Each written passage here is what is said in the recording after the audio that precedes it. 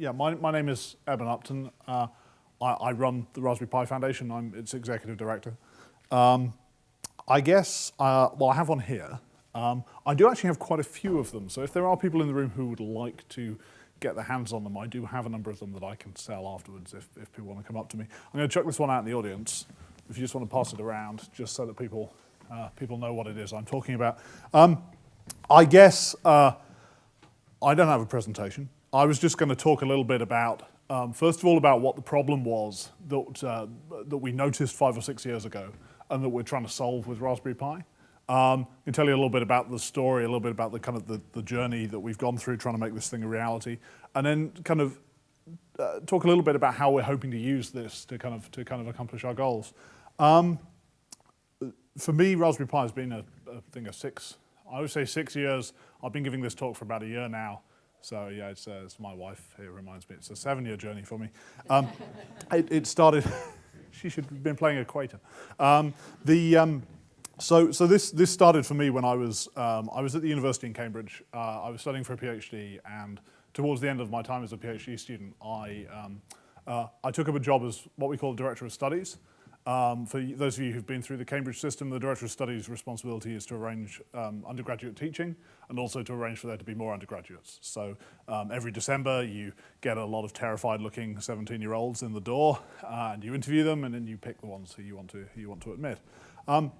And the problem that I noticed, and that a number of other people in my position had noticed, was that from about 2000, 2001 onwards, every year we were seeing fewer and fewer and fewer people applying. So we went from, I guess, a peak of, we admit about 80 or 90 students a year onto the computer science course, rather more onto the engineering course, but I kind of have come from the CS side.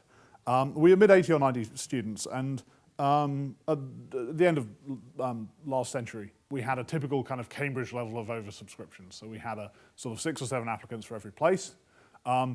And the really nice thing about these 6 or 7 applicants for each place was that the vast majority of the ones we let in, and I think quite a large number of the ones we didn't let in, came to us with this incredible amount of skill. They came to us really knowing an enormous amount about how computers work. They came to us knowing almost all of them could program. Many of them had been programming at the point where they came in the door at 17, 18. Many of them had been programming for the best part of a decade. Many of them had been programming in BASIC and in assembly language. I came to Cambridge in 1996 knowing, I think, 3 sorts of assembly language, and I was a fairly typical applicant. And what this meant was that the first thing we had to do when these people came in the door was to kind of break them down and convince them that they didn't know everything about computing. We had a fantastic tool for this, which I think is actually fairly dear to this particular university, called ML. Functional programming is a fantastic way of taking children who've been programming in 652 assembly language and hurting their brains. And so we could afford the Cambridge course. It was at that time a 3-year course. Has about 60 weeks. We have these very short terms. So over the course of 3 years, you have about 60 weeks of contact time, and in that time, you have to take somebody and turn them from being a school student into somebody who can start a PhD program. And what it meant was that we could have this little bit at the start where we broke them down, but we could rely on them knowing a vast amount of stuff, and we could then have a very, very steep, very hard learning curve and push them through in 60 weeks. Now, by the time, and so everything was kind of looking good, and certainly all the time I was an undergraduate, I was aware of this continuous stream of very large numbers of very knowledgeable undergraduates following me 2 or 3 years behind. Now, by the time I got involved in interviewing people by 2005, 2006, the situation was completely different. Our numbers had been going down year on year. Our numbers had basically halved. From 2000, 2001 to 2005, 2006, our numbers had halved. And worse than that, and that was still kind of okay, because these are still bright kids, and you've still got 250 people maybe coming in the door for 80 or 90 places. So it's still comfortable, but it's getting a little close to the edge. You start to worry that if this goes on for much longer, you may fail to find sufficient capable candidates to fill the slots you've got. But the really disastrous thing was the change in the baseline level of skill that we could assume. We'd gone from an environment where everyone knew assembly language to an environment where a lot of people had done web pages. And when I say web pages, I don't mean PHP, right? I mean HTML. And that's just an enormous decline over a very, very short period of time. And it's something that I think we as a department were really, really struggling to cope with. And a group of us looked around for reasons why this might have happened. And I guess the big thing that we settled on was we thought about where people of my generation were getting their computing skills from. And of course, we weren't getting our computing skills in school. We were getting our computing skills in our bedrooms. We all had programmable hardware. We had all bought computers, not necessarily to learn to program on. I had a BBC Micro. I actually did buy mine to learn to program on because I had done some programming at school off my own bat on a BBC Micro. But many of us were buying computers to play games on, or we were buying computers to do our schoolwork on, or being bought computers to do our schoolwork on. But what all of these machines had in common was you turn them on, they go beep, and the first thing is you get a basic prompt. And vast numbers of my friends, even ones who didn't go on into technical jobs, didn't even go on into like white-collar jobs, knew how to write that two-line program, 10 print I am the best, 20 go to 10, or 10 print something really filthy, 20 go to 10, and go into Dixon's, and type this into every machine in Dixon's, and then run down the line, hitting enter, and then run out of the door. And what this meant was that everyone of my generation who had any aptitude for or interest in computer programming, in that whole branch of engineering that involves computers, had a chance to discover it, that they had this aptitude and interest, and had a chance to develop it. And this was, and I understand that what I ought to call this is, what I ought to be talking about here is choice architecture. I should use this here as buzzwords. We had a situation where the choice architecture was set up that when you turned on your machine, you had to choose not to be a computer programmer. You could choose, many people did, but you had to choose not to be. Now, what happened in the late 1980s, early 1990s, was that this ecosystem that we had of programmable hardware in people's bedrooms and children's bedrooms was eaten from both above and below at the same time. So it was eaten from below by games consoles. It was eaten from below by an entire family of hardware, which is not merely not programmable or not easily programmable, but is designed not to be programmable as a feature of its business model. You know, these are pieces of hardware which are generally subsidized. They generally have a razors and razor blades cost model. They're subsidized, and in order to recover that subsidy, the platform holder has to control who can write games for the platform. Everyone learnt from Atari's experience with the 2600. They had a games console that wasn't locked down, and everyone came in and wrote games for them and pushed them out of the market. Atari went bust. So that sucked from the bottom end. Now from the top, what you got was you got machines. Now, I mean, I always say the PC, and the reason I say the PC is because the ROT started somewhat earlier than this, right? The ROT started with machines like the Amiga and the Atari ST. I don't ever mention those because I had an Amiga and I very much loved my Amiga, and I had my Amiga having had a BBC Micro, and therefore I had this little step to get me up onto the Amiga and to make me aware that the first piece of software I should buy for my Amiga was an assembler, was a 68000 assembler. But if you had come to an Amiga as your first machine, it's very likely that you would never have done anything other than play games on it. But certainly by the time you get to the PC, which really doesn't ship with any development tools at all, the choice architecture it's a fantastically programmable machine. And if you've had something to give you that step, then you're in heaven, particularly these days with the internet.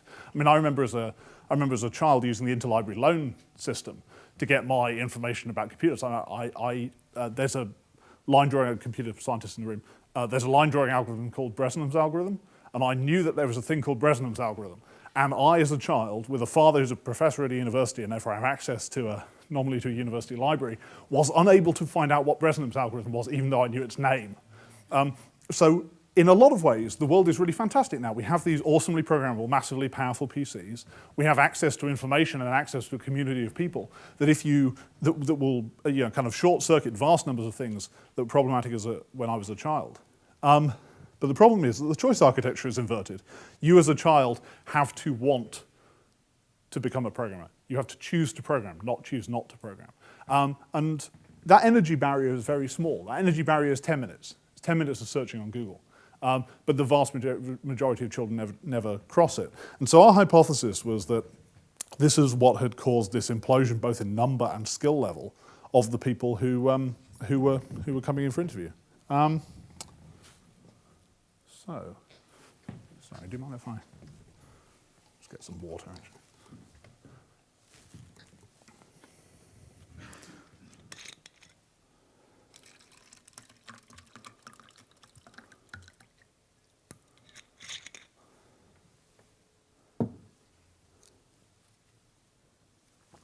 So, a group of us at the computer laboratory we kind of had this idea that there was this niche. There was this niche that had been filled in the 1980s, and it wasn't filled anymore. And we had this idea, well, could we make some sort of piece of hardware that will fill this niche, a platform that will fill this niche, that will give children an opportunity to have some of the experiences that we'd had as children. And we sort of identified 4 things that this thing had to do, see if I can remember them. It had to be cheap. I mean, we were aware that we were going to ask people to buy a new piece of hardware for the purposes of programming, right? And so we wanted something which was very, very affordable. And we set ourselves the idea that it should cost the same as a textbook. And we thought, $25. Now, I understand that textbooks don't actually cost $25. So I think we were kind of naive, but it did mean that we'd kind of picked this really nice low target price point. It was a thing that had to be robust. So it was a thing, I think we believe very strongly in the importance of individual ownership of hardware. And so this had to be a thing which was cheap enough that you could own them individually, and robust enough that when you were owning them individually, you could shove this thing in and out of your school bag every day, multiple times a day, take it between school and home without it suffering too badly. It had to be interesting for something other than programming. I think we went through multiple iterations of prototype for this thing. And some of our early ones, they were really nice. You could actually build them yourselves with a soldering iron. One of the things that I really regret about what we've ended up with is that you can't build it yourself. It has to be built in a very, very high-tech factory. And we had some early prototypes, and you could actually go down to Maplin and buy all the stuff you needed and build it yourself. But the problem with these was they weren't powerful enough and they weren't interesting enough. And what we had to remember was that a lot of people didn't buy their computers in the 1980s in order to learn to program on. They had to do something interesting. And so we wanted something that could play video and something that was reasonably powerful. And what we've ended up with is a thing that can play 1080p Blu-ray quality video and has more 3D performance than a PlayStation 2. That kind of level of interestingness. So you can sell it to young people as being something that has multiple uses, that is not just an educational thing. It can be fun as well. And finally, we wanted something, because of this energy barrier that we perceived. We wanted something which we could bundle with every tool under the sun. We wanted something that we could bundle with Python and C and Scratch and Ruby and Perl, and just everything that you needed. It would come out of the box and it would have all of these things with it. And there would never be a moment where you had to cross a 10-minute energy barrier in order to get the next tool. And so, we spent a lot of time working on this stuff. I went off to work in industry, and it was really fortunate I did, because I went to work for a company called Broadcom, who actually have offices here in Edinburgh. I'm based down in Cambridge. And we make among other things, we make mobile phone chips. And what we discovered was that there was a chip which was almost exactly perfect, and with a little bit of judicious tweaking, could be made completely perfect for the task at hand. Start off in about 2006. By 2008, we knew we could do something. So we set up the Raspberry Pi Foundation, which is a UK-registered charity, a group of people from the university, a group of local businessmen. And by about 2010, we had a working prototype that we were quite proud of. And we were kind of pottering along at our own rate. And you have to remember, we were trying to solve a very, very parochial little problem. We were trying to solve Cambridge's problem. We were trying to solve Cambridge's admission problem. And so we thought, we'll probably make like 1,000 of these things, And in fact, one of the very earliest things we thought we could do is we could give them out to people who came for open days. We have open days at Cambridge in year 12, 16-year-olds, lower sixth. We have open days about six months in June, about 6 months before the interviews. So what we thought would be great would be if we could give these out to people who came for an open day. And when they came back for interviews, we could say, what did you do with that free computer that we gave you 6 months ago? And if people say nothing, then we probably don't want to admit them to read computer science at Cambridge. And so that was our kind of the scale of our ambition. We're going to build a few hundred of these, going to build 1,000 of these. And we started talking about this. We'd always really wanted to put the BBC brand on this. We kept having these meetings with the BBC because many of us were BBC micro owners. We really want to put the BBC brand on it. And we had these very fruitless meetings with the BBC where we discovered that there's no way that the BBC really can do this anymore. It's competing with industry. You're not allowed to do that. And we had a bunch of these, and there was enormous support within the BBC for this, but no ability to help us out. And our last gasp attempt to do something here, we went to see Rory Kethlen-Jones, the technology correspondent in London. And he... and his wife, I think, is a BBC trustee as well, so we thought he'd be a perfect person to go speak to. And he, these are real constraints the BBC are under, and he said, really, there's nothing we can do. But would you mind if I took a video of your prototype and put it on my blog? And we're complete imbeciles because, and this happened in May last year, we're complete imbeciles because we said yes. And so he put it on his blog, and in 2 days we had 600,000 views on YouTube. And then we realized we'd promised 600,000 people that we would build them a computer. And so we, my wife Liz, who's sitting here in the audience, she's a journalist. She dropped everything on the floor pretty much immediately and started running our social media, our communications operation. We set up a website. We resolved very early on, we would be very open about what we were doing. We told everyone about all of the trials and tribulations. So you can actually go and read our website, raspberrypi.org. You can go and read from that very first post in August of last year. You can read all the trials and tribulations of a group of 6 people attempting to bring a mass market consumer electronics product to market with no money.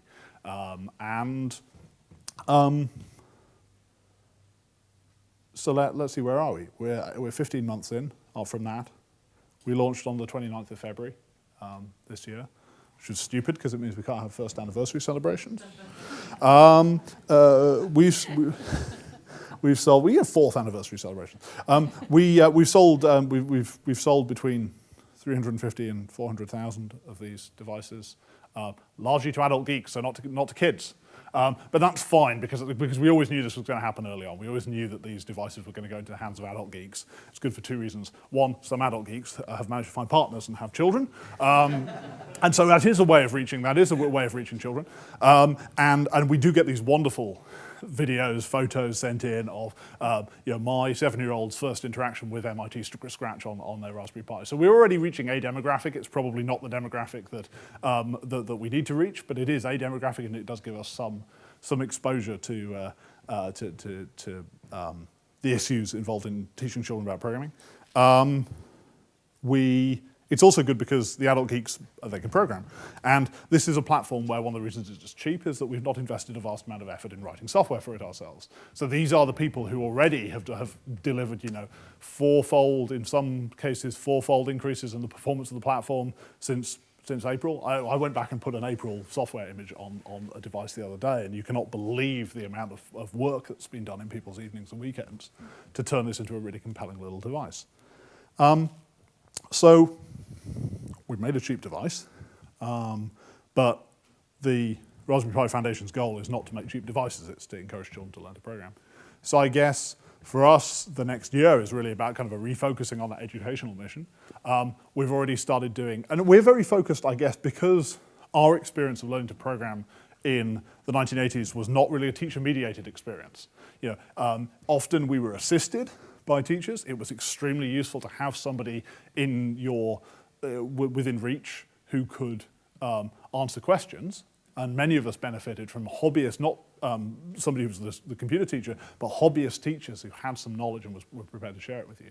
But we're very much about communicating directly with the child. We're very much about teaching children rather than about working through the education system. We are doing our best, and this is a really propitious time to try and do this stuff because obviously there was the McTaggart lecture almost exactly a year ago, which Eric Schmidt very helpfully pitched up and told the government that they were a bunch of imbeciles for throwing away the fantastic heritage of Turing and everyone else. So it is a good time to be engaging formally. We are doing our best there. There are a number of things like the Next Gen Skills Initiative have been extremely helpful in bringing this to the government's attention. The government has very helpfully done this thing that they call disapplication, where they've disapplied the program of study for ICT. So schools have 2 years before the government gets around to creating a new curriculum to do basically whatever they want with those hours and that money that's currently assigned to the really disappointing ICT curriculum. So it is a good time for that. But really as a foundation, we are much more about engaging with children and giving them the tools they need and giving them the incentives they need to learn. So one thing, a first little taster of this, over the summer we've been running a programming contest for kids with big cash prizes. We've had $1,000 first prizes for kids 13 and under and 14 to 18, just to do anything with a Raspberry Pi. Impress us. The entire spec for the competition has been impress us with the Raspberry Pi. And we've seen some fantastic entries to that. And we're trying to ramp up to the point where we're doing that every week. So we want to be giving away $250,000 a year of prize money to children. We always say we want to compete with paper rounds. We want children to think, I could go, because I didn't do paper rounds, I programmed a computer. And if you look at the return on investment on that money that I forewent. That is the best investment I have ever made or will ever make in my life. Sorry. Financial investment. We want to compete with paper rounds. We want this to, one of the reasons I, as a child, found computers interesting was that there were stories in the press about people, 15-year-old kids with Ferraris who were waiting for 2 years until they could drive them. And this probably happened to 2 people in the history of the computer industry in Britain, and I've met both of them. And they are real people, but there was a real sense that this was something you could do as a child, and there were incentives to do it, and it was fun and interesting, and it could compete with other uses of your time. And so that's something that we're very big on. So I guess we'll see. This year is going to be a really interesting year for us. This academic year is going to be a very interesting year for us because we're starting to see children buying them. We're starting to see teachers buying them, not schools, but individual teachers. Individual teachers who will go and buy. These are now in mass availability. You can get them with about a 3-day lead time.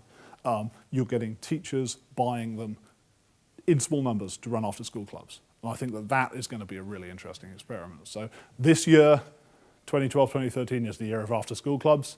Maybe 2013, 2014 is the year of trying to get the curriculum fixed. And then 2014 onwards, hopefully we've got the curriculum. Hopefully Raspberry Pi can play a part of it. I'm a big believer in kind of a heterogeneous environment of these devices. I don't think Raspberry Pi, I don't think people should be forced to use Raspberry Pis. I don't even really think that people should be forced to learn to program computers. But what I want is an environment where nobody who has an aptitude for or an interest in engineering is prohibited from doing it by lack of access to equipment or their financial circumstances, and we think this can be a big part of it. So that's all the comments I had.